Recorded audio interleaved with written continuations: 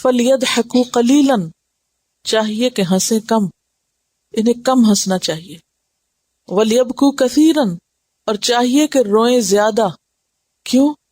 جزاءً، بدلہ ہے، بما کانوا یکسبون، بوجہ اس کے جو وہ کمائی کرتے رہے ہیں. سوچتی ہوں نا کہ کتنا سخت انسان کا دل ہو جاتا ہے. ظاہر ہے جو لوگ پیچھے رہے ان کے سامنے پھر یہ آیتیں پڑھی جاتی ہوں گی، انہیں سنائی جاتی ہوں گی، لیکن پھر بھی وہ ان کو اپنے لیے نہیں سمجھتے ہوں گے. وہ کوئی نہ کوئی دل میں بہانہ کر لیتے ہوں گے، نہیں ہماری تو چونکہ فلاں مجبوری تھی اس لیے یہ آیتیں ہمارے لیے نہیں.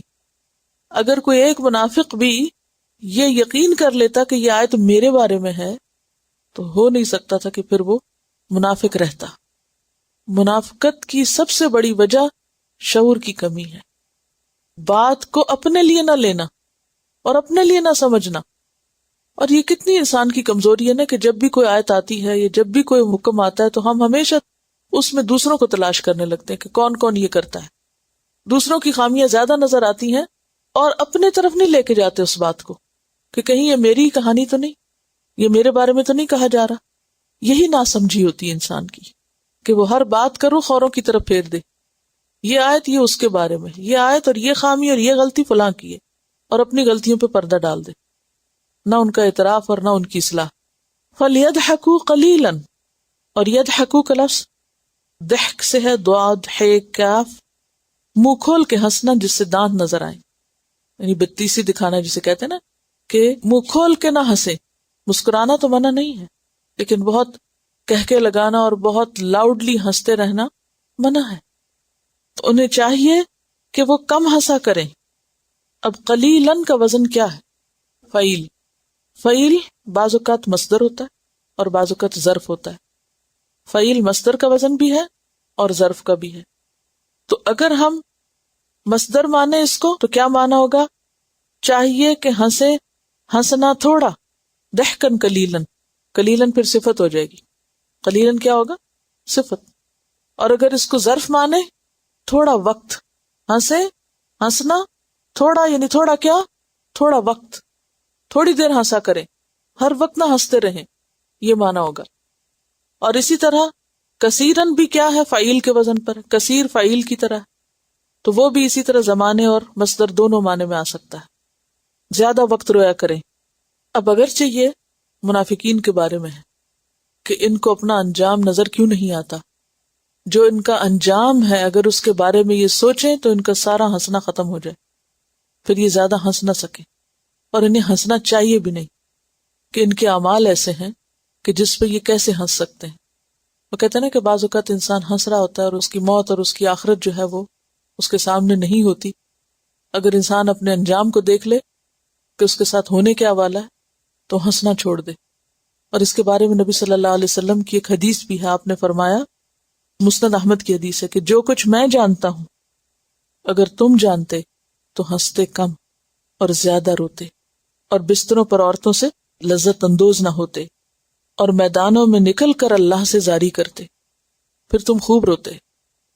یعنی آخرت کی منزلیں اتنی بھاری ہیں، موت کے بعد کے سارے سفر اتنے مشکل کے ہیں کہ اگر انسان کو واقعی ان کی فکر لگ جائے تو پھر ہو نہیں سکتا کہ انسان صرف ہنستا رہے. اور دنیا میں اگر یہ ہنس بھی رہے ہیں تو آخرت میں تو ان کو رونا ہی ہوگا. فَلْيَضْحَكُوا قَلِيلًا، تھوڑا ہنس لیں اور پھر یہ زیادہ روئیں گے.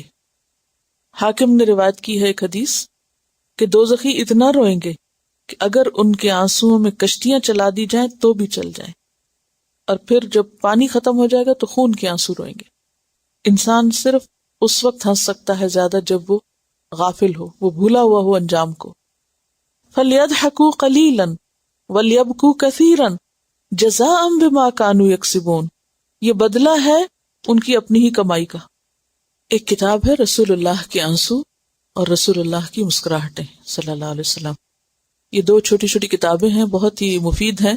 نبی صلی اللہ علیہ وسلم کی زندگی چونکہ ہمارے لیے اسوہ حسنہ ہے، ایک خوبصورت نمونہ ہے، اور پھر یہ کہ وہ ہمارے محبوب بھی ہیں اور ان کی محبت ایمان کا حصہ بھی ہے.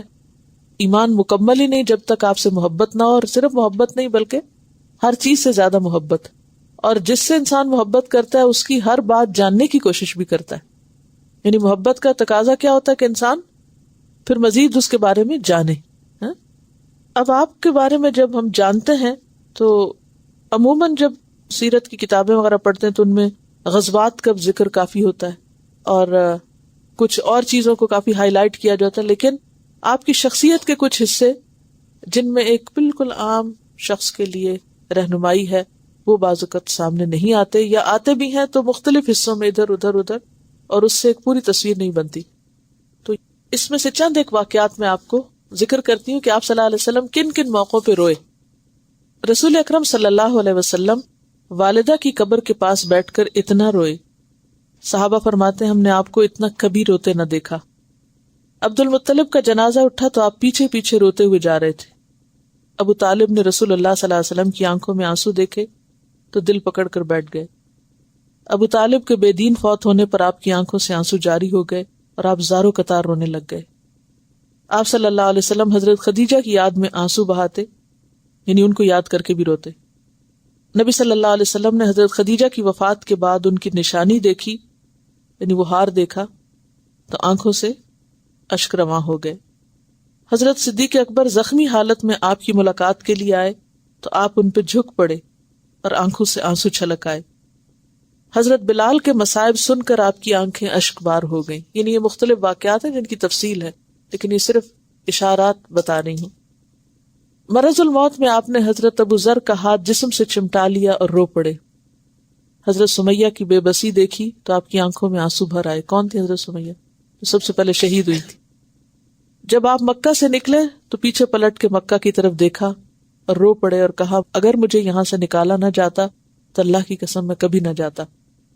حضرت عثمان بن مظعون جو مدینہ آ کے سب سے پہلے فوت ہوئے تھے، ان کی وفات پر اتنا روئے کہ ان کے رخسار تر ہو گئے. نہیں، وہ حضرت عثمان کے رخسار تر ہو گئے آپ کے رونے سے.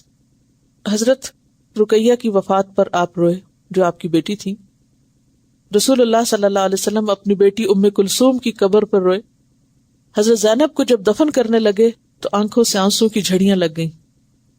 حضرت فاطمہ کے نکاح اور رخصتی کا وقت، یعنی اس وقت بھی آپ روئے. حضرت ابراہیم جو آپ کے چھوٹے بیٹے تھے حضرت ماریہ کے وطن سے، ان کی وفات پر بھی روئے. جب صحابہ نے کہا نا کہ آپ بھی روتے ہیں، تو حضرت زینب کے بچے کی وفات پر آپ روئے، یعنی اپنے نواسے کی وفات پر. حضرت فاطمہ بنت اسد جو آپ کی چچی تھی، ان کی وفات پر روئے. ان کی قبر کے اندر لیٹے اور پھر باہر آئے. اپنی داڑھی ہاتھ میں پکڑ رکھی تھی اور آپ ان کو اپنی ماں کے برابر سمجھتے تھے. حضرت حمزہ کی شہادت پہ روئے. حضرت مصعب بن عمیر کی شہادت پر جبکہ ان کو کفن پہنایا جا رہا تھا اور سر ڈھانپتے تو پاؤں کھل جاتے اور پاؤں ڈھانپتے تو سر کھل جاتا. حالانکہ حضرت مصعب بن عمیر مکہ کے امیر ترین لوگوں میں سے تھے. حضرت زید بن حارثہ کی شہادت ہوئی تھی جنگ موطا میں، اس وقت روئے. حضرت جعفر کی شہادت جو آپ کے چچا زاد تھے، حضرت زید اور جعفر ایک ہی موقع پر شہید ہوئے تھے جنگ موطا میں. حضرت سعد بن عبادہ کی مرض پر آنسو آتے رہے. حضرت سعد بن معاذ کی وفات پر آپ اتنا روئے کہ شاید یہ آپ کے کبھی اتنے آنسو دیکھے گئے ہوں. حضرت قتادہ آپ کی یہ حالت دیکھ کر رونے لگ گئے. اسی طرح ایک خاتون حضرت قتیلہ ہے، ان کا مرثیہ سنا تو رونے سے آپ کی داڑھی آنسو سے تر ہو گئی. اسی طرح ایک اعرابی کی گفتگو سن کر، ایک صحرا نشین صحابیہ کی بات سن کر. اسی طرح جب آپ صلی اللہ علیہ وسلم کی رضائی بہن شیمہ قید ہو کر آپ کے پاس آئیں، جن کے ساتھ بچپن میں آپ کھیلے تھے، تو اس وقت آپ کا دل مغموم ہو گیا اور آپ روئے. حضرت ابن مسعود سے سورۃ النساء کی چند آیات سنی تو اس وقت روئے. آپ صلی اللہ علیہ وسلم اور حضرت ابو ہریرہ جنگل میں بیٹھ کے ایک مرتبہ بہت روئے. ایک مرتبہ اپنے سامنے بہت سے کھانے دیکھے تو آنکھوں میں آنسو بھر آئے. پھر اسی طرح اللہ کی خشیت سے بہت دفعہ روئے. ایک سفر میں آپ صلی اللہ علیہ وسلم پیشانی بار بار زمین پہ رکھتے اور آہوزاری کرتے رہے. حضرت عائشہ فرماتی ہیں کہ نبی صلی اللہ علیہ وسلم بقیع میں جانے کے لیے اٹھے. آپ نے سمجھا کہ میں سوئی ہوئی ہوں جبکہ میں جاگ رہی تھی، اور پھر وہاں جا کر بھی اسی طرح روئے. ایک مرتبہ ساری رات آپ روتے رہے. قبر کا منظر دیکھ کر آپ بے اختیار رو پڑے. تہجد کے لیے اٹھے اور اتنا روئے کہ آنسو سے زمین تر ہو گئی. اور حضرت بلال نے پوچھا کہ آپ اتنا کیوں رو رہے ہیں؟ تو آپ نے فرمایا مجھ پر ایسی آیات اتری ہیں جو سورۃ آل عمران کی تھی. اسی طرح رات کو تہجد کی حالت میں آپ رویا کرتے تھے. حضرت جبریل علیہ السلام نے جب آپ کے سامنے جہنم کا منظر بیان کیا تو آپ بے اختیار رونے لگ گئے.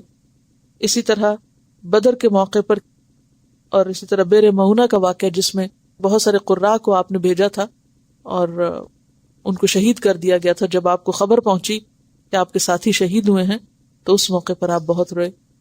تو یہ متعدد مقامات ہیں. ہمارے معاشرے اور سوسائٹی میں عام طور پر مردوں کو رونے ہی نہیں دیتے لوگ، اور یہ کہتے ہیں مرد ہو کے روتے ہو، لڑکے ہو کے روتے ہو، لڑکے نہیں رویا کرتے، مرد نہیں رویا کرتے. نہیں، رونا دل کی نرمی کی علامت ہوتا ہے، اور اللہ کے خوف سے رونا اور دوسروں کی تکلیف پہ رونا، یہ پیغمبر اسلام ہے جو دنیا کی سب سے بڑی شخصیت ہے، لیکن دل کے اتنے نرم ہیں کہ دوسروں کے دکھ پر روتے ہیں. اور 3 چیزیں جیسے پیچھے بھی آپ نے پڑھا تھا نا کہ دل کی سختی کی علامت ہوتی ہیں، اور ان میں سے ایک آنکھ کا خشک ہونا، یعنی آنکھ سے آنسو نہ نکلنا کسی بھی موقع پر. تو یہ ہے کہ اگر رونا نہ آئے تو رونے کی کوشش کرنے کا بھی آپ صلی اللہ علیہ وسلم نے کہا ہے کہ انسان ایسے تصور میں لا کے اللہ کے خوف سے یعنی روئے تاکہ دل نرم ہو. جب دل نرم ہوتا ہے تو پھر انسان کا عبادت میں بھی زیادہ دل لگتا ہے اور انسان اس طرف آگے بڑھتا ہے. آپ دیکھیں گے کہ چھوٹے چھوٹے پیراگراف میں اور چھوٹے چھوٹے واقعات ہیں، اگر ایک ایک واقعہ بھی انسان روز پڑھے اور بچوں کو کبھی پڑھ کے سنائے تو اس طرح کے علم سے بھی اس کا دل جو ہے وہ نرم رہتا ہے. اس سے ہمیں یہ پتہ چلتا ہے کہ اس معاملے میں آپ کی سنت یا اسوہ حسنہ کیا تھا، کہ آپ کا ہنسنا اور آپ کا رونا کیسا تھا، کس کس موقع پہ روتے تھے اور کس کس موقع پر ہنستے نہیں بلکہ مسکراتے تھے.